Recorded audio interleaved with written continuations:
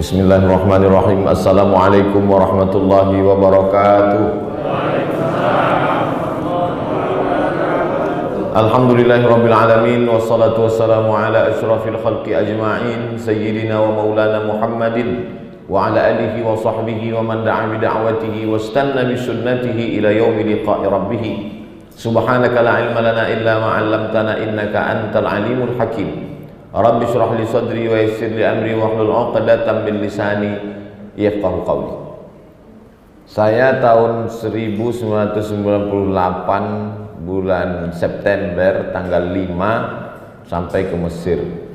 Kemudian 4 tahun kuliah tahun 2002 itu biasanya mahasiswa tingkat 4 ada kesempatan untuk melaksanakan ibadah haji ke tanah suci Makkah Al-Mukarramah. Dan Kementerian Agama Republik Indonesia mempekerjakan 400 mahasiswa sebagai tenaga musiman untuk membantu, namanya TEMUS. Saya dari Kairo, kemudian bertemulah kami di Misfalah dengan TEMUS dari Karachi, Pakistan, namanya Ustadz Faisal. Itulah yang di sebelah kiri. Hari ini bertemu 2002-2020, 18 tahun yang lalu. Beliau tidak nampak tuanya karena pakai masker. Lalu kemudian saya lanjutkan ke Maroko. 2007 saya TEMUS lagi, tenaga musiman lagi dari Maroko. 3 bulan di Makkah. Pulang saya ke Bandar Sri Begawan. Sampai di sana bertemu dengan guru saya di sekolah tahfiz Sultan Hasanal Bolkiah. Kata guru saya, di Jakarta itu ada orang Tanjung Balai jadi imam Masjid Istiqlal, namanya Ustadz Hasanuddin Sinaga. Nama guru saya itu Ustadz Al-Hafiz Armawi Abdurrahman Sinaga. Jadi sesama Sinaga ini kuat linknya. Ada juga dulu kawan kami di Mesir namanya Sinaga juga, cuman dia tidak mau dipanggil Sinaga biar lebih keren, Dragon. Jadi dipertemukan Allah lah saya dengan Ustadz Hasanuddin Sinaga. Lalu kemudian pulang saya ke Pekanbaru. Dibuat mereka di Pekanbaru itu acara zikir. Saya tausiah, yang memimpin zikirnya almarhum Ustadz Arifin Ilham. Lalu kemudian Ustadz Arifin Ilham melingkan, dibuat link menuju perkenalan dengan Haji Bakti. Haji Bakti ini pula punya link lagi, rupanya dia ada 3 serangkai orang Pabatu, tebing tinggi yang sampai ke Jakarta. Jadi kalau saya lihat, begitulah Allah mempertemukan hamba-hambanya. Tapi alhamdulillah dari semua yang saya sebutkan tadi, Ustadz Faisal, Ustadz Hasanuddin Sinaga, Haji Bakti, Ustadz sahabat-sahabat beliau, pertemuan kami ini semuanya pertemuan yang baik-baik. Dan hari ini pula bertemu di tempat yang paling baik, masjid, bersama orang paling baik, orang beriman. Mudah-mudahan kita ditemukan dengan orang yang paling baik di tempat terbaik, Sayyidina Maulana Muhammad sallallahu alaihi wasallam. Haji Muhammad Bakti Kasri, Haji Muhammad Zubair, Haji Imron Pasaribu. Tak sampai 1 juta, 1.000. Kemudian Ustadz Haji Tamrin, anggota DPRD DKI Jakarta, fraksi PKS. Ustadz Faisal Maulana, Ustadz Tirmizi dari perwakilan Palestina. Jamaah Masjid An-Nur Kalimalang, Masjid Al-Muhajirin Pondok Kelapa, Masjid Baitus Salam. Dulu satu masjid aja tak tertampung jamaah. Sekarang 3 masjid segini banyaknya. Ini namanya new normal. Nah, inilah yang dimaksud new normal. Jadi yang datang itu memang pilihan-pilihan saja. Karena kalau sampailah ini diumumkan, orang berdatangan, nauzubillah, nauzubillah, nauzubillah, muncul klaster baru. Klaster UAS namanya. Nauzubillah. Jadi fitnah dia. Makanya aslinya kajian ini sebetulnya di rumah Haji Bakti. Tapi kemudian setelah beliau pikir-pikir, baik dibawa ke masjid. Tapi kita tetap ikut protokol kesehatan. Makanya masker ini walaupun tak dipakai, disangkutkan aja ke telinga. Biar orang tahu kita pakai masker. Itu gunanya sebetulnya. Kadang banyak juga orang bertanya, kenapa lah Ustaz ceramah digantungkan? Bukan dipakai, kenapa tak dikantongi aja? Biar orang tahu kita pakai masker. Sebelum masuk tadi ditembak juga tangan. Cuman Haji Bakti saya tengok dua-dua tangan tembak, kiri satu kanan satu. Oh, ini masih standar lagi. Dan saya sebelum kemari di airport, sebelum berangkat itu sudah rapid test. Dan saya ini sehat. Ini perlu saya jelaskan. Jangan nanti Bapak nah, ini gara-gara Ustadz yang dari Riau itulah dia, enggak. Nah, jadi ini alhamdulillah. Adapun tema kita sebagaimana disampaikan oleh Al-Mukarram Al-Hafiz Al-Ustadz guru kita bersama Ustadz Hasanuddin Sinaga, bagaimana kita mengambil motivasi hidup dari perjalanan hijrah. Ayatnya dibacakan beliau tadi, mengingatkan kita kepada Syekh Ad-Doktor Abdurrahman Sudais hafizahullah. Idhuma fil ghari, ketika mereka berdua berada di dalam gua, idh yaqulu li sahibihi, ketika dia berkata kepada sahabatnya, la tahzan. La tahzan inilah yang menginspirasi Dr. Aid Al-Qarni menulis buku Don't Be Sad. Jangan sedih. Karena penyakit orang yang paling mengerikan di dunia ini adalah sedih. Apa beda sedih sama takut? Sedih terhadap kegagalan masa lalu, takut, khawatir, cemas terhadap apa yang akan terjadi di masa akan datang. Semua penyakit fisik manusia sekarang ini berawal dari sedih dan takut. Penyakit psikologis. Saya tanya Pak Dokter jantung, Pak Dokter, kenapa orang tidak makan daging kambing, tidak makan kolesterol, tidak minum minuman yang berbahaya bagi kesehatan, tapi kenapa gula darahnya naik, jantungnya naik? Apa kata Pak Dokter? Terlalu cemas menghadapi hidup, naik asam lambung, terlalu takut menghadapi hidup. Oh, kalau begitu Ustaz Somad tak ada takutnya lagi. Sedangkan Abu Bakar Siddiq yang sudah 13 tahun belajar kepada Nabi Muhammad SAW, langsung talakti ke Nabi saja masih ada rasa takutnya. Makanya kata Nabi waktu di dalam Jabal Sur itu, malam hijrah itu, apa kata Nabi? Ma dhannuka bitsnaini fallahu salisuhuma. Kalau kau sangka Abu Bakar kita di gua ini cuman berdua saja antara kau dan aku, fallahu salisuhuma, maka ada Allah bersama kita. Jadi yang menghilangkan rasa takut, cemas, sedih, ngeri, khawatir itu adalah merasakan kebersamaan bersama dengan Allah. Cuman beda antara Nabi Muhammad SAW dengan Nabi Musa. Kalau kita tengok bunyi kalimatnya, Nabi Muhammad ketika menasehati Abu Bakar, aku takut ya Rasulullah, bagaimana kalau mereka menangkap kita di Jabal Sur ini? Kata Nabi, innallaha ma'ana, Allah bersama kita. Tapi Nabi Musa tidak begitu. Nabi Musa berkata, inna ma'iya rabbi sayahdi, Allah bersamaku. Nabi Muhammad mengatakan Allah bersama kita. Nabi Musa berkata Allah bersamaku. Kenapa beda? Karena sahabat Muhammad beda dengan sahabat Musa. Apalagi sahabat UAS. Sahabat Muhammad SAW adalah orang yang ketakutan. Orang yang ketakutan itu kita bangkitkan semangatnya. Sedangkan sahabat Musa bukan orang ketakutan, orang yang suka menakut-nakuti. Apa kata mereka? Di belakang Fir'aun mengejar, di depan Laut Merah akan menenggelamkan. Inna lamudrakun. Tertangkaplah kita ini Musa, matilah kita ini Musa. Di mana kita mau berlindung? Di belakang ada pasukan Fir'aun beserta Haman. Inna Fir'auna wa Hamana wa junudahuma kanu khati'in. Ini sedang mengejar kita. Di depan kita pula Laut Merah, tenggelamlah kita. Kalla, tidak. Inna ma'iyya, bersamaku ada Allah. Jadi kita lihat teman kita ini. Kalau dia ketakutan, pucat, kita katakan jangan kau takut, Allah bersama kita.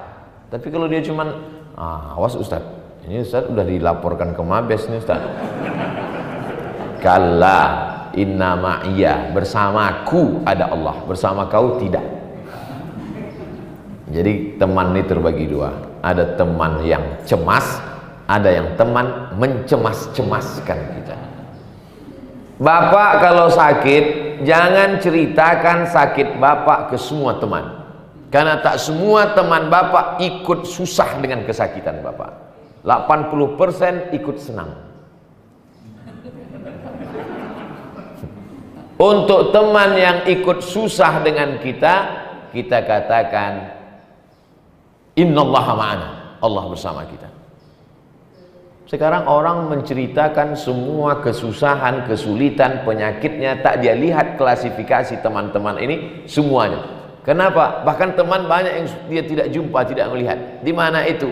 Teman Facebook, teman Instagram, teman YouTube. Oleh sebab itu maka, kalau begitu kita pilih-pilih teman. Tidak. Nabi Muhammad SAW ada ring satu. Makanya ada al-ashrah al-mubasysyaruna bil jannah. Di antara yang 10 itu ada lagi mengerucut lagi menjadi 4. Sayyidina Abu Bakar, Umar, Utsman, Ali.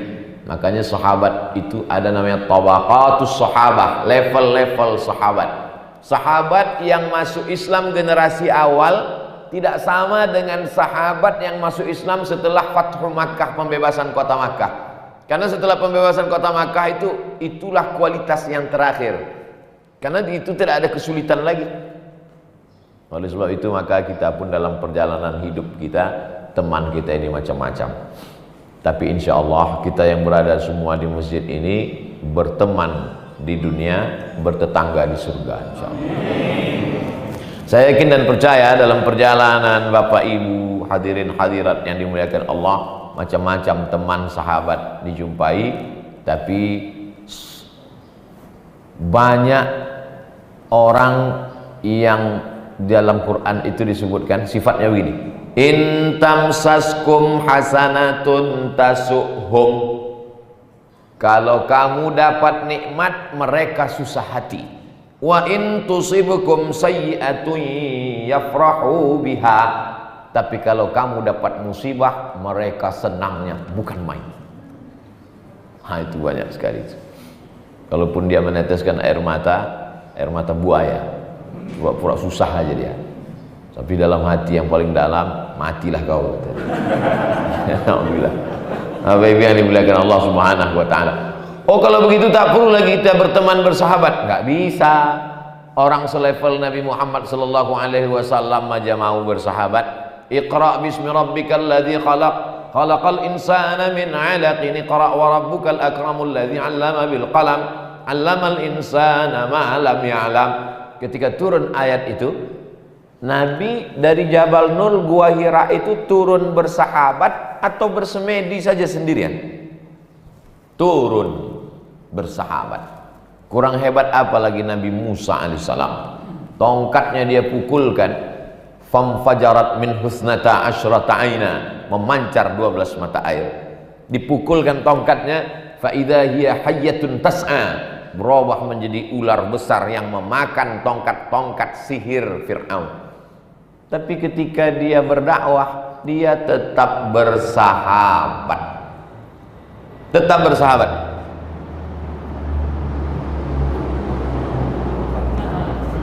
Dulu seingat saya waktu ceramah subuh begitu juga Pak Haji. Beberapa kali berhenti kena pesawat. Cuman waktu itu ada ontanya. Sekarang tak ada karena Covid ini tak bisa datang. Nabi Musa alaihissalam berdakwah tetap dengan sahabat.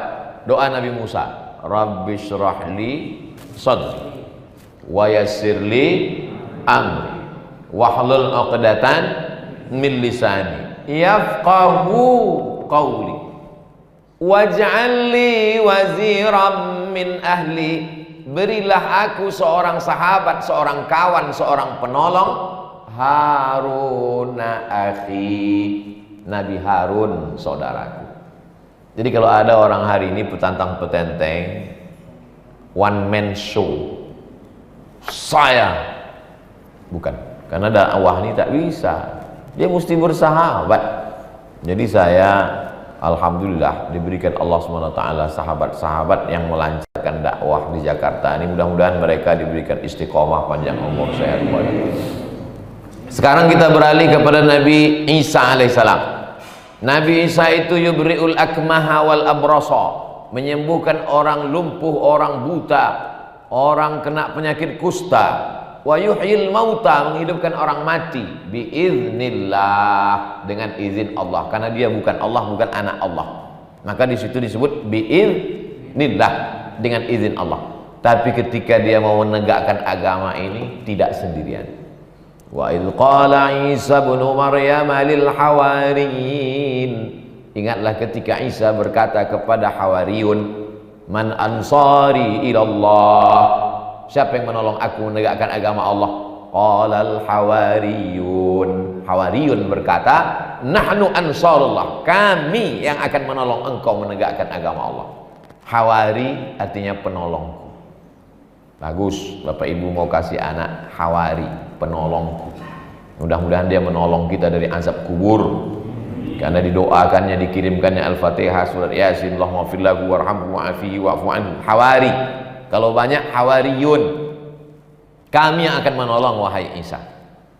Musa tetap perlu ditolong orang lain, Isa tetap perlu. Bagaimana dengan Sayyidina wa Maulana Muhammad sallallahu alaihi wasallam?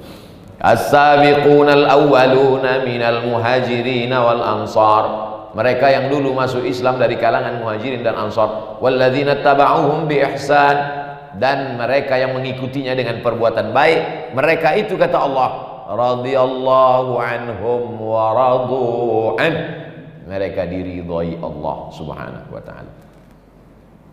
Padahal Allah kalau mau Nabi Muhammad itu sendiri aja bisa. Innama amruhu iza arada syai'an ayyakula lahu kun fayakun. Selesai. Oleh sebab itu dakwah ini mesti bersama. Itu bisa kita lihat pelajaran dari hijrah Nabi Muhammad sallallahu alaihi wasallam. Subhanalladzi asra bi'abdihi lailan minal masjidil haram ilal masjidil aqsa. Dari Masjidil Haram ke Masjidil Aqsa sendirian. Cukup malaikat Jibril. Tapi dalam perjalanan hijrah yang cuma 500 km banyak sekali. Allah mau menunjukkan sebetulnya hijrah itu tidak pakai sahabat bisa.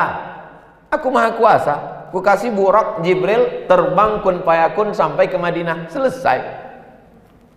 Tapi Allah mau menunjukkan di situ ada pelajaran hijrah.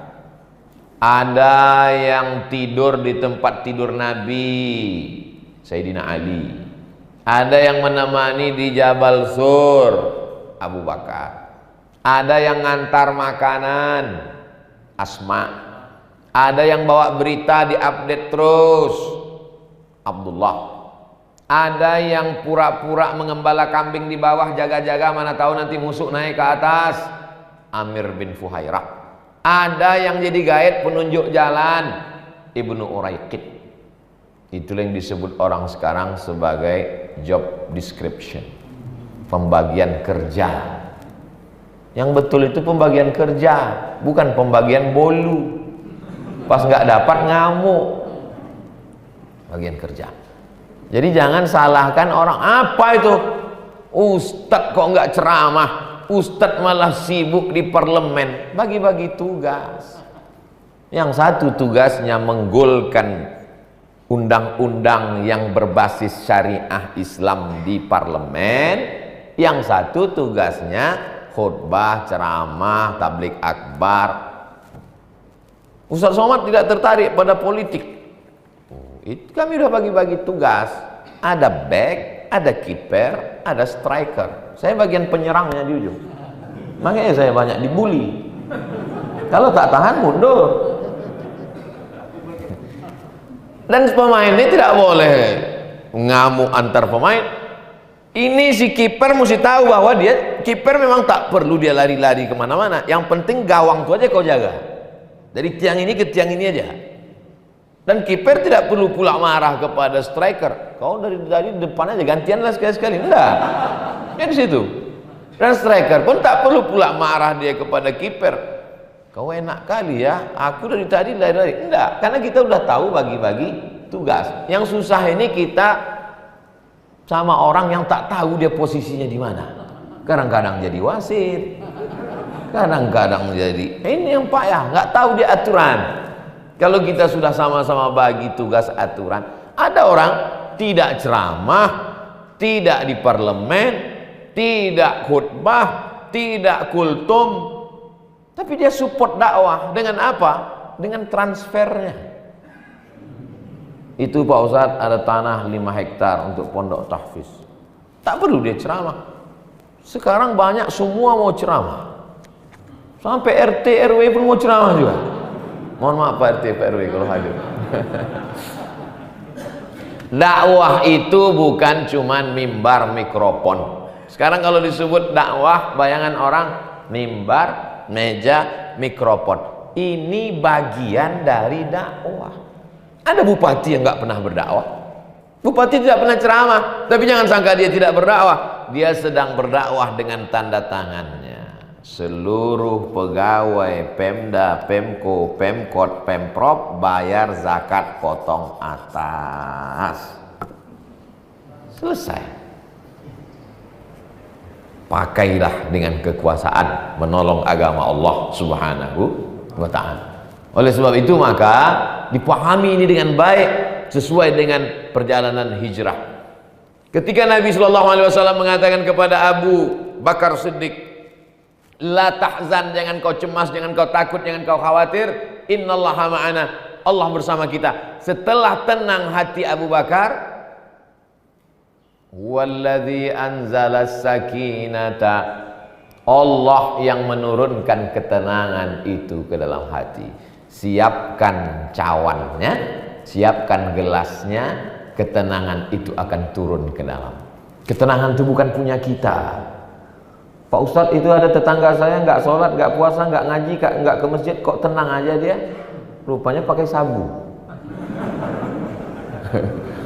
Itu juga ketenangan, tapi ketenangan palsu. Ada kawan saya Pak Ustadz di kantor nggak sholat, nggak puasa, nggak zikir, tenang aja dia, berkawan sama hantu, pakai jimat, pakai benda-benda keramat. Bukan ketenangan itu yang kita mau.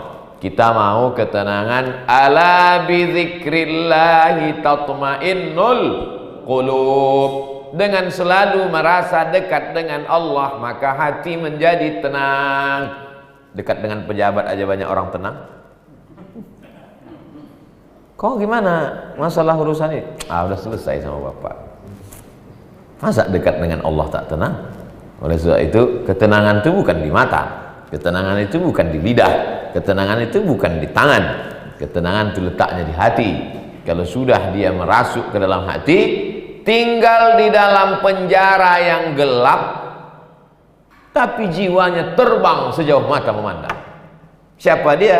Haji Abdul Malik Karim Amrullah. 4 tahun dalam penjara, bisa menulis tafsir Al-Azhar. Sampai hari ini masih keluar cetak edisi Lux, edisi baru. Dalam penjara, sakit, tertekan, dikriminalisasi oleh rezim, sempit, tapi jiwanya tenang, terbang dia menulis tafsir. Bisa pula orang yang hidup di alam yang tenang, apapun tak bisa ditulisnya, sempit otaknya. Itu menunjukkan bahwa jeruji besi tidak bisa mengkerangkeng pemikiran orang. Tapi lapangnya dunia bisa terasa sempit. Kenapa? Sempit itu bukan di mata, sempit itu adanya di dalam hati manusia. Makanya kita disuruh pagi-pagi itu kita katakan, alam nasrah laka sadrak. Pak Ustadz, sempit sekali dada saya ini Pak Ustadz, sempit rasanya dunia ini Pak Ustadz. Kalau orang sudah melihat dunia ini sempit sejengkal, naik ke apartemen lantai 100, lantai bawah itu nampak macam dekat, terjun, tuh pecah kepala, mati. Kalau orang sudah melihat dunia ini sempit sejengkal, racun tikus macam teh es, memanggil-manggil dia. Kalau orang sudah melihat dunia ini sempit sejengkal, maka tali ayunan anaknya melambai macam tangan bidadari, ikatkan ke leher, mati, bunuh diri. Angka bunuh diri terbesar di dunia bukan di Afrika, negara miskin, bukan di Indonesia. Angka bunuh diri terbesar di Amerika, Eropa, Jepang. Orang Jepang tuh tak bisa dia lama-lama pikir, susah sikit ambil samurai harakiri, mati.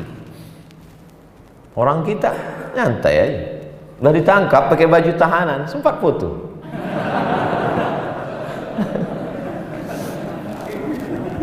Saudara yang dimuliakan Allah Subhanahu wa taala. Oleh sebab itu maka dalam hijrah itu banyak sekali pelajaran yang bisa kita ambil luar biasa. Jangan panik, karena ketika panik buntu pikiran, tak tahu apa langkah-langkah. Beda Nabi Muhammad SAW dengan Nabi Musa. Nabi Musa minta, Rabbi syrah li sadri, lapangkan hatiku, lapangkan dadaku, lapangkan jiwaku. Kalau Nabi Muhammad tak minta dikasih Allah. Alam nasyrah laka sadrak, sudah kulapangkan dadamu. Saya dua-dua saya pakai. Kalau saya ceramah, Rabbi syrah li sadri wa yassir li amri. Tapi ada juga jamaah yang komplain, Ustadz tuh baca doa Nabi Musa, memangnya kami ini Fir'aun gitu. Bukan begitu. Saya mau minta kepada Allah, level saya belum sampai ke Nabi Muhammad SAW lagi, tapi tetap juga dalam sholat, luar sholat saya baca alam nasrah laka sadrak wa wada'na anka wizrak alladhi anqadha dhahrak, yang selama ini membebani pundakmu. Sulit, mudah, dua kali diulang Allah. Fa inna ma'al usri yusra, inna ma'al usri yusra. Ini sekarang yang sedang diderita bangsa ini akibat dari COVID-19 ini. Akibat ini yang datang ini baru COVID-19, kabarnya mau datang lagi COVID-20, COVID-21. Nauzubillah, yang 19 saja belum berangkat. Berapa saudara kita yang kena PHK, berapa yang bisnisnya jatuh, berapa. Tidak ada jalan lain kecuali meminta kepada Dia. Ya Rabb. Ketika orang berkata Ya Rabb, maka di situ ada tiga. Ya Rabb, Engkau mencipta aku. Ya Rabb, Engkau mengatur hidupku. Ya Rabb, Engkau memberi aku rezeki. Itu arti Ya Rabb. Rabb itu tiga. Rububiyah, Dia mencipta, Dia mengatur hidupku, Dia memberi aku rezeki. Sekarang ada orang berkeyakinan, kata dia, dunia ini terjadi dengan sendirinya.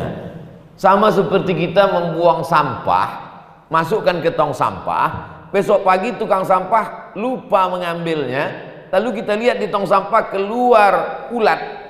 Kata dia, begitulah kita di dunia ini terjadi dengan sendirinya. Mazhab ini namanya mazhab ateis. A tidak, T Tuhan, is keyakinan. Keyakinan yang meyakini tak ada Tuhan itu. Nauzubillah, nauzubillah, nauzubillah. Mudah-mudahan jangan sampai anak cucu kita kena ini. Sekarang di YouTube itu mereka tampil buat video. Padahal ini mestinya bisa ditangkap, karena kita memang negara demokrasi. Tapi demokrasi kita demokrasi terikat. Pancasila pertama, ketuhanan yang Maha Esa. Orang yang menyebarkan pemikiran ateis, tidak berketuhanan, tidak ada tempat bagi dia di Indonesia. Setuju apa tidak? Jangan sampai nanti hilang pasal Pancasila sila pertama ini. Kalau sampai hilang, langsung saja kemanusiaan, langsung saja keadilan, langsung saja persatuan. Ketuhanan dulu. Dulu pendiri-pendiri bangsa ini mengerti betul bahwa dunia ini akan berputar, akan ada kelompok-kelompok yang mengatakan tak ada Tuhan, ateis. Nauzubillah. Maka ketika kita berkata ya Rabb, ada Tuhan. Naik pesawatlah si ateis tadi yang tak bertuhan, duduk di samping yang bertuhan. Yang bertuhan ini baca subhanalladzi sakhkhara lana hadza wa ma kunna lahu muqrinin wa inna ila rabbina lamunqalibun Allahumma antas sahibu fis safar wal khalifatu fil har. Kata yang ateis, alah macam ada aja Tuhan kau, apain baca-baca doa. Pesawat pun take off. Begitu sampai, rupanya melewati awan yang kosong hampa udara, itu apa namanya, turbulence. Begitu sampai, tiba-tiba turun pesawat itu beberapa meter. Yang tak bertuhan itu langsung berteriak, oh my God. Yang baca doa itu tenang aja, karena udah diserahkannya semua kepada Allah. Bismillahirrahmanirrahim, Allah, la haula wala quwata illa billah. Ini yang mengaku tak bertuhan itu, oh my God. Tersenyumlah yang bertuhan tadi. Tadi kau bilang tak ada Tuhan, sekarang kau bilang oh my God. Sebetulnya dalam lubuk hatinya yang paling dalam menyadari bahwa ada, cuman sombong dan angkuh. Suatu ketika tegaklah Imam Abu Hanifah, nama populernya Imam Hanafi, meninggalnya tahun 150 Hijrah di Kufah, Irak. Dia tegak di tepi laut. Datanglah ateis. Zaman itu sudah ada ateis. Bahasa Arabnya mulhid. Imam Hanafi, ya. Imam Hanafi digelar imamnya ahli ra'i, kaum rasionalis, pakai akal. Imam Malik ahlul hadis. Imam Hanafi, ya. Menurut saya Tuhan itu tak ada, kata dia. Kata Imam Hanafi, coba kau tengok lautan yang luas, ya. Seandainya engkau naik kapal, kapalmu sampai ke tengah laut, tiba-tiba datang angin kencang, ombak deras, karangnya tajam, kapalmu pecah dipukul ombak ke karang, dan kau tinggal berpegang pada satu papan. Kakimu tidak jejak ke bawah, ke atas tak ada tempat bergantung, tepian lautan tak kelihatan. Kau hanya di tengah laut berpegang pada satu papan. Adakah dalam hatimu rasa bahwa ada Dia yang akan menyelamatkan engkau? Jujur. Kata dia, ada. Itulah Tuhan. Jadi hari ini orang banyak mengaku tak bertuhan, lalu melarikan itu kemana? Ke narkoba, minum khamar, ke jin setan. Jadi Islam mengajarkan kita kepada fitrah asli kesucian kita, bahwa kita bertuhan. Cuma namanya tak tahu entah siapa. Makanya ada itu tokoh di Amerika, pakar Einstein. Einstein katanya hanya beberapa persen saja yang bisa dijelaskan oleh ilmu pengetahuan. Sungguh kecerdasan yang dia luar biasa. Ada yang tak bisa dijelaskan. Makanya Einstein berkesimpulan bahwa dunia ini, kata dia, ada yang mengaturnya, yang maha hebat, maha kuasa. Cuman namanya dia tak tahu.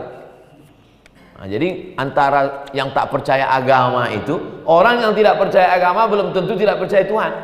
Dia tak percaya pada agama karena tokoh agama, karena kejahatan-kejahatan dalam agama, tapi sesungguhnya dia percaya pada, cuman membahasakannya dia tak tahu. Adalah itu yang mau ngatur dunia ini. Siapa namanya? X. Bayangkan kalau Tuhan kita namanya X. Oh, X. Lalu yang tak bisa ditangkap oleh akal para filosof ini, Aristoteles, Demokritos, Thales, tak bisa dia menangkap substansi namanya itu. Maka dikirim Allah lah utusannya Nabi yang langsung menerima wahyu, dikasih tahunya namanya. Siapa nama dia? Huwallah Ar-Rahmanur Rahimul Malikul Qudusus Salamul Mu'minul Muhaiminul Azizul Jabbarul Mutakabbirul Khaliqul Bari'ul Musawwirul Ghafarul Qahharul Wahhabur Razzaqul Fattah Ar-Rasyidus Sabur laisa kamitslihi syai'un wa huwas samiul basir. Walillahil asmaul husna. Allah punya nama-nama yang baik-baik. Fad'uhu biha, panggillah dia.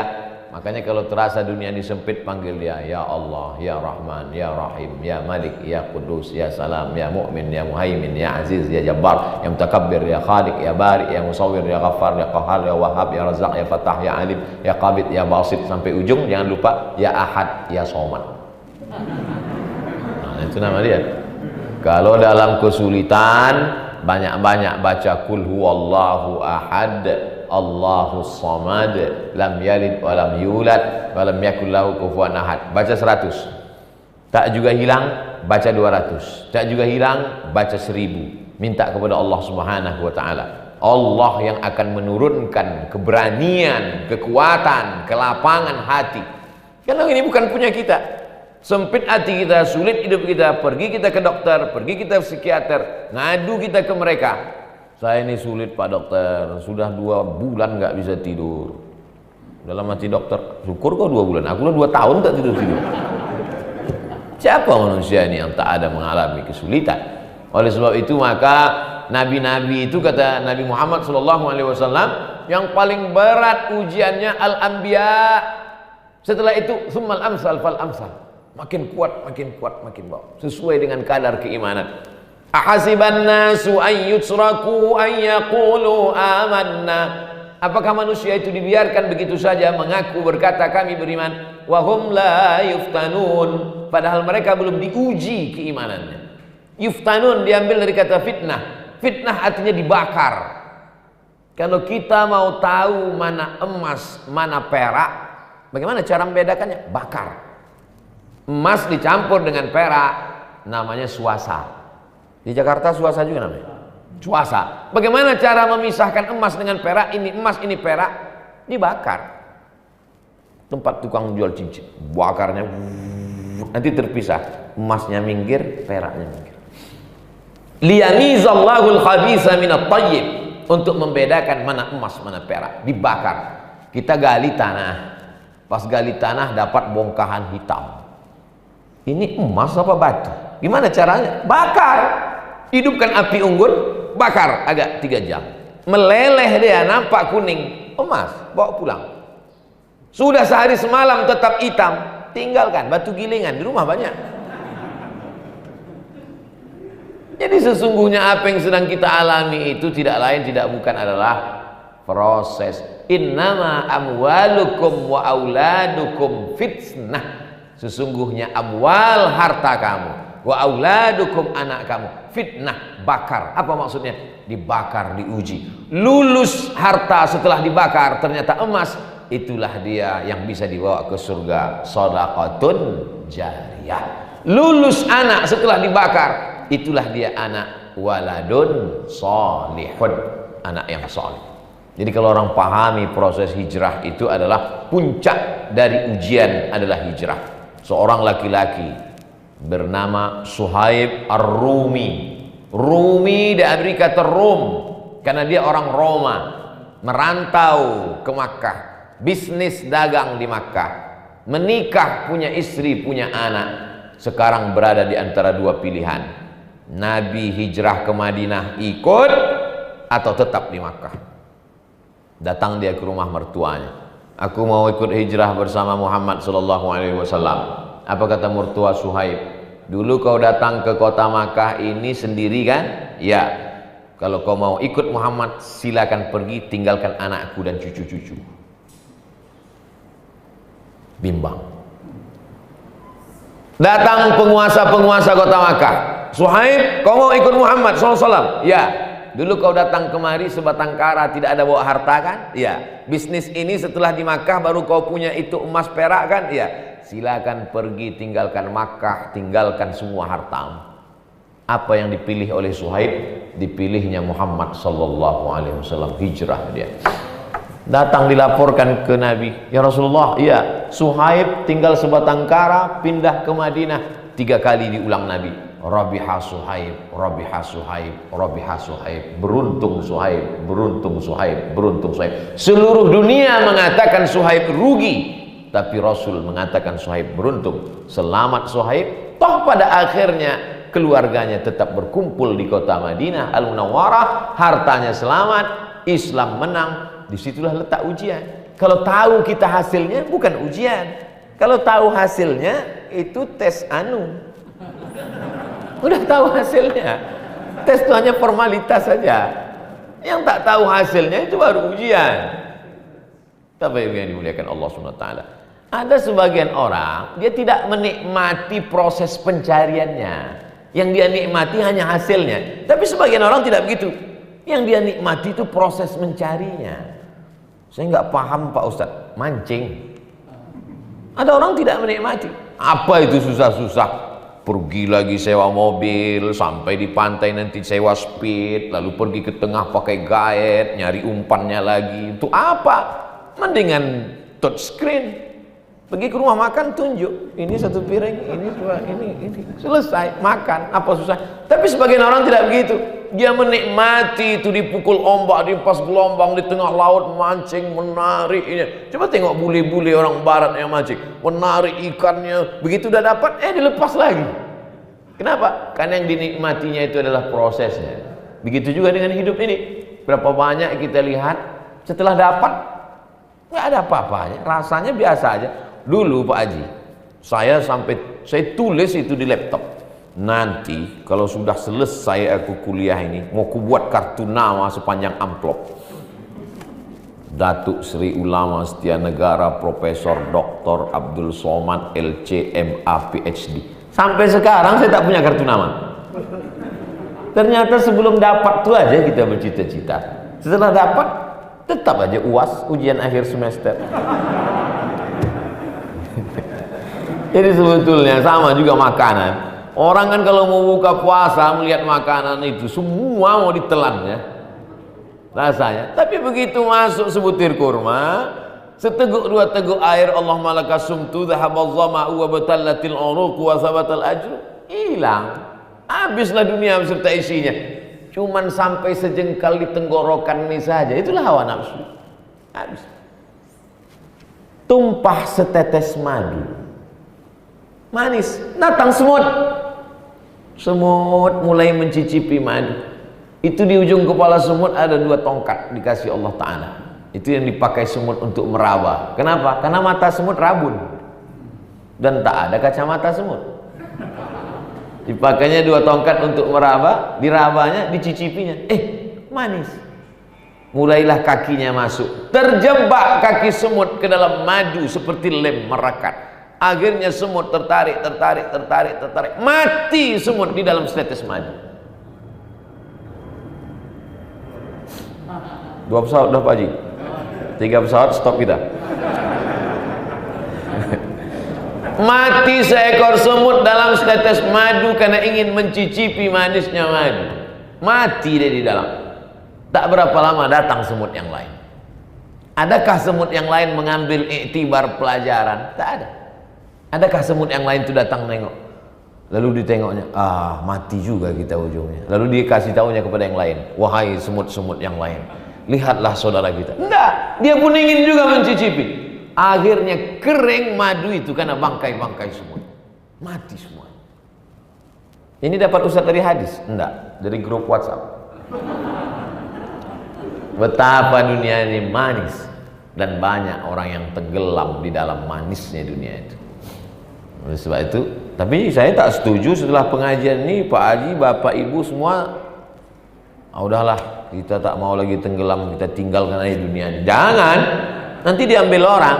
Ambillah dunia ini, tapi bukan tujuan. Dia hanya sebagai jembatan menuju akhirat.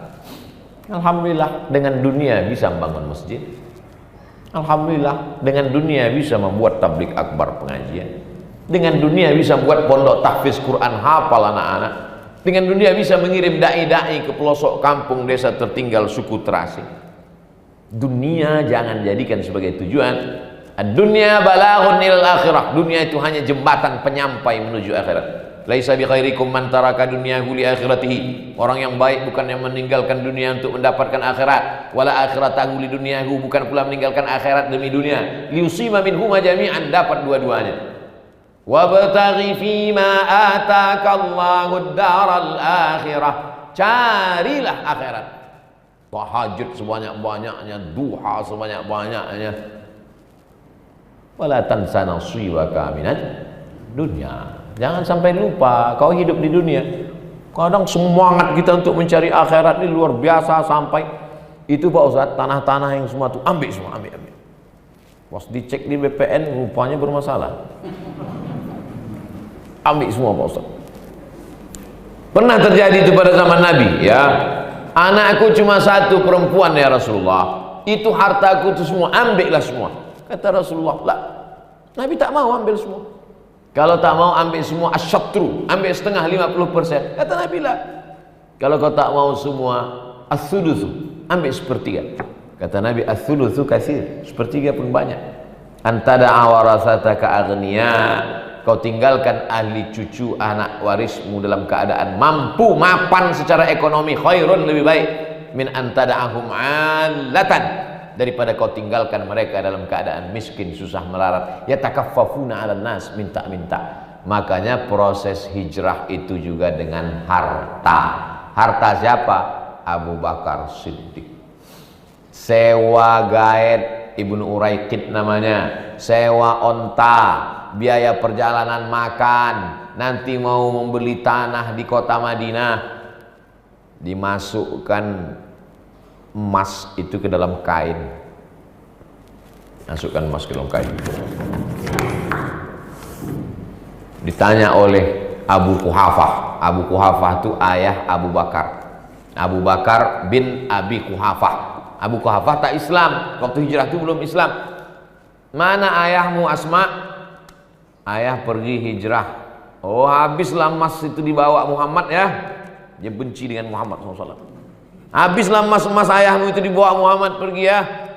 Kata Asma, tidak kakek, masih ada. Mana emasnya kalau memang masih ada? Diambil Asma batu, dimasukkannya ke kain. Peganglah, dipegang sama kakek. Oh iya masih ada. Abu Quhafah ini buta, tak bisa nengok. Nah, dipegangnya. Oh iya masih ada. Padahal emas sudah habis, batu yang ada dalam. Itu menunjukkan bahwa emasnya itu sebongkah. Kalau cuma 1 gram, mana tak terasa. 1 gram. Makanya kata Nabi, la tasubbu ashabi. Jangan kau caci maki sahabatku. Lau anfaqa ahadukum mithla Uhudin zahaban. Ada di antara kalian ini yang bersedekah emas sebesar bukit Uhud, tak sampai setengah tapak tangan Abu Bakar Siddiq. Karena kalian bersedekah zaman aman, damai. Abu Bakar bersedekah pada saat aman, sangat sulit. Dan sebab itu hari ini ada kelompok yang mencaci maki Abu Bakar. Siapa dia? Syiah. Hati-hati. Kita tetap berpegang kepada Ahlus Sunnah wal Jamaah. Nanti Ustadz Faisal itu bertanggung jawab melawan kelompok Syiah, karena dia dari Karachi. Karachi dulu pernah berkonflik banyak. Kalau saya memang tak pernah di tempat yang berkonflik dengan Syiah. Mesir Ahlus Sunnah, Maroko Ahlus Sunnah, Sudan Ahlus Sunnah. Maroko paling keras. Ketika ketahuan duta besar Iran menyebarkan Syiah, langsung ditutup kedutaannya. Maroko itu luar biasa. Raja Muhammad VI, anak dari Hasan II. Hasan II itu yang mendirikan tempat kami belajar Darul Hadis Al-Hasaniyah. Hasan. Sudan juga begitu, Umar Bashir. Begitu ketahuan kedutaan menyebarkan keyakinan, langsung deportasi. Keras mereka, kekuasaan. Apa sebetulnya yang ingin Ustaz Abdul Somad sampaikan selama 1 jam ini? Dari jam 10 sampai jam 11, 15 menit lagi. Saya memandang ke atas tadi bukan mau menengok ibu-ibu. Yang pertama, persahabatan. Persahabatan seperti kepompong berubah menjadi kupu-kupu. Ada lagunya tuh. Yang kedua adalah pentingnya harta. Karena jihad ini dengan harta. Persahabatan ini kita bagi-bagi tugas. Tidak semuanya tampil ke depan. Harta penting, karena proses hijrah ini dengan harta. Sampai di Taif, berangkat dari Makkah malam Senin, 3 malam Nabi di Jabal Sur itu. Malam Jumat, malam Sabtu, malam Ahad. Ahad malam Senin mereka bertolak menuju Taif. Sampai di Taif hari Senin. 8 hari, 8 malam. 3 pesawat Pak Haji. Di Taif ini pula mereka 4 malam. Malam Selasa, malam Rabu, malam Kamis, malam Jumat. Pas malam ini malam Jumat, 4 malam di Taif. Besok pagi hari Jumat, pagi Jumat itu bertolak dari Taif menuju Yasrib. Yasrib artinya tanah tandus, banyak kuman, banyak wabah, banyak hama, banyak penyakit. Namanya pun kita tak semangat. Kau mau kemana? Mau ke kampung banyak wabah, dirubah menjadi Al-Madinah Al-Munawwarah, Madinah kota peradaban, Al-Munawwarah yang terang benderang. Persahabatan dalam hijrah, harta memotivasi hijrah, dan yang paling penting dari itu semua adalah keikhlasan. Karena bohong semua itu tak bernilai. Inna ibadi laisa laka alaihim sultan. Hambaku yang ikhlas, kau tak dapat celah pintu masuk ke dalam hati mereka. Jadi kerja setan itu cuman ngipas aja. Jadi nampaknya ada api kecil. Api kecil itu hawa nafsu. Setan itu kerjanya mengkipas aja. Kalau api tak ada, setengah mati setan mengkipas. Nggak bisa. Apa yang mau kau kipaslah. Tapi kalau sudah ada api kecil, makanya kalau ada api permusuhan di antara kita, segera dipadamkan. Karena kalau tidak, kerja setan. Ini setan konvensional, setan manual dulu. Kalau setan digital sekarang udah pakai kompresor. Habislah kita dia bakar. Maka cepat dipadamkan. Kenapa? Karena setan tak bisa masuk kalau pintu tertutup celah. La'atiyannahum min baini aidihim, aku akan datang dari depan, wa min khalfihim dari belakang, wa an aimanihim dari kanan, wa an syama'ilihim dari kiri. Depan, belakang, kanan, kiri tak bisa, masuk dia dari tengah. Alladzi waswisu fi sudurin nas. Tapi kalau dia datang dari depan, pintu terkunci. Dari belakang tertutup, dari kanan tergembok, dari kiri rapat, masuk tak dapatnya celah. Kenapa dia tak bisa masuk lewat dari hati? Karena hati itu dipenuhi dengan afdalul zikri fa'lam annahu la ilaha illallah. Itu maka geleng kepala itu pas Allahnya itu ke kiri, la ilaha illallah. Bukan asal-asal geleng aja itu. Ini banyak orang zikir ini geleng, orang geleng pula dia. Apa yang kau gelengkan? Entahlah, aku tengok geleng pula. Bapak Ibu yang dimuliakan Allah Subhanahu wa taala, maka makin kita berjamaah, banyak kajian dari nanti disampaikan. Ikuti aja pengajian tentang hijrah ini, siapapun dia ustadznya, dengarkan. Ustaz Abdul Somad menggali 3 aspek: persahabatan, pentingnya harta, dan keikhlasan. Mudahan 3 ini dapat kita amalkan. 1442 lebih baik daripada 1441. Doakan juga Abdul Somad tetap bersahabat dengan jamaah dengan baik, tetap mencari duit untuk kebaikan-kebaikan dakwah fakir miskin, anak yatim, pondok pesantren, harta, dan tetap dijaga Allah hati supaya ikhlas.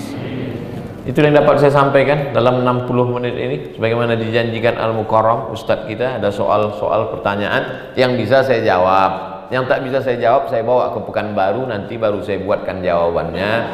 Saya upload ke channel Ustadz Abdul Somad Official, saya kirimkan linknya, nanti di share di grup-grup UAS se-Indonesia. Jangan lupa subscribe, like, and share. Terima kasih. Assalamualaikum warahmatullahi wabarakatuh.